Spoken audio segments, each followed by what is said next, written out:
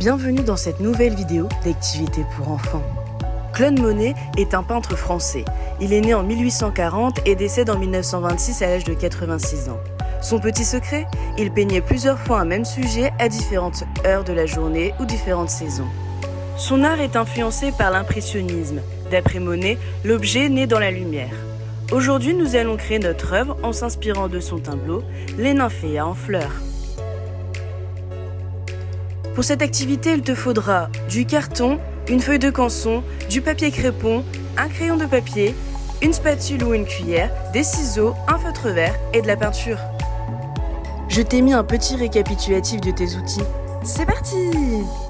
Première étape, le traçage. Sur ton morceau de carton, trace un rond difforme pour faire la base de ton nymphéa, puis découpe la forme. Deuxième étape, la peinture. Fais couler de la peinture sur ton morceau de carton, puis avec le dos de ta cuillère, étale ta peinture. N'hésite pas à mettre plein de couleurs pour faire un bel effet d'impressionniste.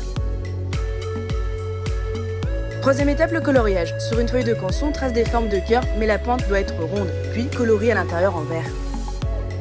Quatrième étape, le découpage. Découpe tes formes de cœur. Maintenant, prends le papier crépon et découpe des cercles de différentes tailles. Cinquième étape, le collage. Prends tes morceaux de papier crépon et mets de la colle au milieu du cercle. Puis, empile les cercles de crépon. Ensuite, colle tes morceaux de crépon sur ta feuille de canson verte.